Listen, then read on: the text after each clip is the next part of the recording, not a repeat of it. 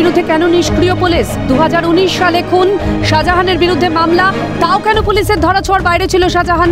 সন্দেশখালী 2019 সালে 3 বিজেপি কর্মী খুনের মামলায় পুলিশের ভূমিকায় ক্ষুব্ধ কলকাতা হাইকোর্টের বিচারপতি জয় সেনগুপ্ত। সেপ্টেম্বর 2019 সালে চার্জশিট দাখিল হয়, আর এতদিনে অতিরিক্ত চার্জশিট দেওয়ার পরে প্রত্যাহার হাইকোর্টের নির্দেশে।